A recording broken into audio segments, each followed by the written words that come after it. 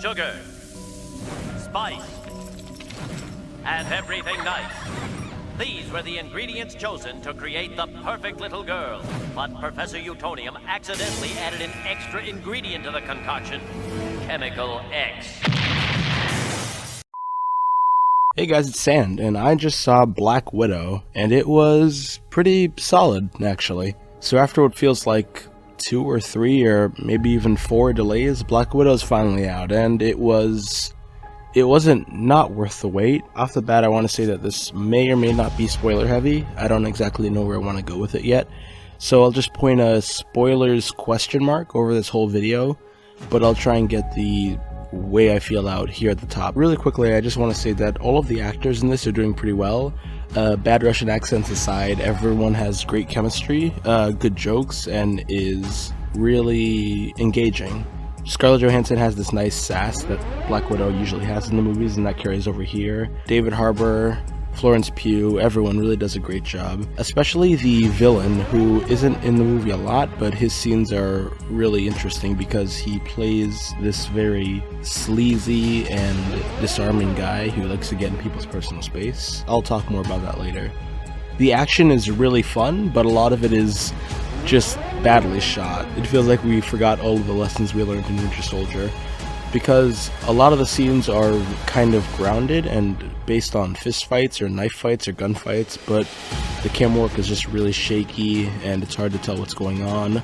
We're cutting before hits instead of after hits. A lesson that I thought we'd learned, but apparently not. The comedy is also pretty solid. It feels different than the trend we'd been getting after the first Avengers of everything being kind of Joss Whedon witty. Instead, it feels like actual jokes. A lot of the good jokes come out of Florence Pugh's character, Elena, who is just kind of jaded and upset, but also kind of the silly little sister character. So at one point she's making fun of the way Natasha likes to pose during her fight scenes, but also she's really geeking out over this vest that she has because of all the pockets. The music is also pretty good, but at points it feels like it wanted to commit to being different, but didn't really follow through. There's lots of little hints of Russian inspiration where there's chanting and certain instruments used, but it never fully takes over the generic soundtrack. So you're left with this lukewarm spy thriller music with a hint of Russian influence, but nothing really interesting. The pace for this movie overall is kind of start and stop. It reminded me of Civil War, but executed a lot worse, where if you notice in Civil War, you pretty much have an action scene, then a dialogue scene, then an action scene, then a dialogue scene, one after the other until the end of the movie. But they feel really well paced because the action scenes are very abundant, and then you just get the right amount of cooldown time before we transition into the next action scene. But here, it's spaced out weird to the point where I kind of went, oh wow, this is, it took me out of the movie. This is a Black Widow movie, so there was a lot of celebration of the character. Little things I noticed, like her wearing the arrow necklace that we saw in Endgame and in Winter Soldier, her using that one skill that was really cool from the first Avengers where she manipulates someone into kind of talking their way into giving her what she wants. And also, she does get to use the face mask thing from Winter Soldier again, so that's fun. Also, Hawkeye appears to be very important now, and the movie doesn't want you to forget it. One big thing this movie does that makes me wish it was a little different was they talk about Budapest a lot. Budapest was a running joke between Hawkeye and Black Widow about some mission that happened in Budapest. And here we get to finally find out what it was, vaguely, but there's so much Hawkeye stuff in this that I found it hilarious, especially since you realize at the end that a lot of this movie is basically a prequel to the Hawkeye TV show. But yeah, overall I think this movie is solid, like I said before. I think ultimately it falls into the realm of Thor 2 or Iron Man 2, where it's fun in parts, but for the most part it's a little forgettable and wholly unnecessary for a rewatch maybe. And it's kind of a shame because this was supposed to be the big movie. This was the movie I wanted more than Captain Marvel because we'd been following Black Widow for so long, and I found her very interesting, especially off the back of Winter Soldier, and I really wanted her to get her own solo movie. So when we finally got this, it was like awesome, and then it got delayed again, and again, and again, and now that it's here and it's just fine, I'm not disappointed, but I'm kind of like, yeah, I should have seen this coming. But again, the movie is fun. It's got good comedy. It's got some okay action. And at the end of the day, I don't regret watching it, and I'd watch it again maybe once or twice, but if I'm being realistic with myself, it's like a 6 out of 10, kind of forgettable. Beyond that, I don't have much else to say. I think the movie feels like a safe, kind of close to the chest film, but that doesn't necessarily mean it's bad. It just means it doesn't manage to have the amazing payoff that something like Guardians of the Galaxy had, where it's very different from the other Marvel stuff with all the music and all the comedy and all the action.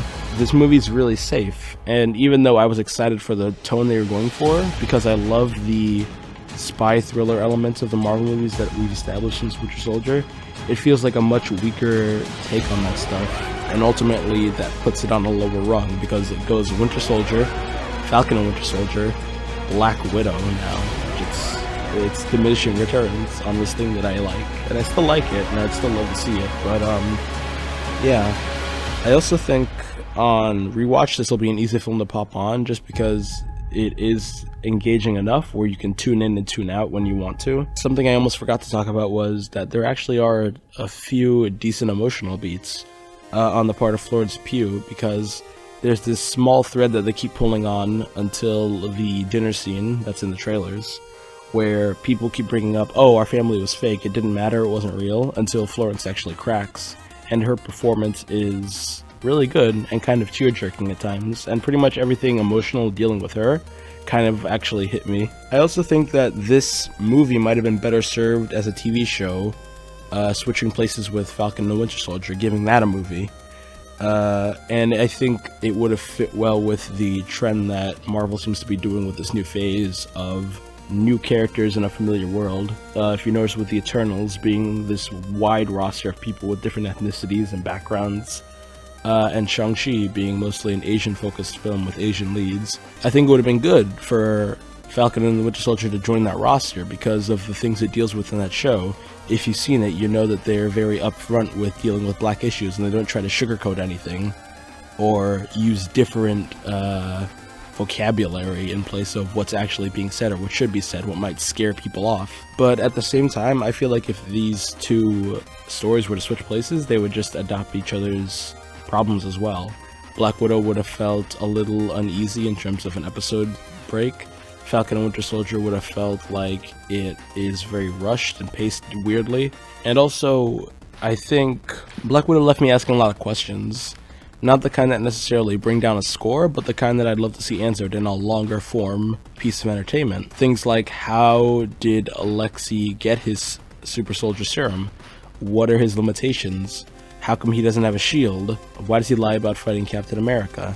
More about Taskmaster, more about Yelena, more about Black Widow on the run. Just more in general. I wish this movie was longer and we had a little more, because the downtime we do have is mostly for jokes and for telling people what the plan is, rather than getting any sort of interesting exposition out. So yeah, Black Widow, it's good, but it's kind of forgettable.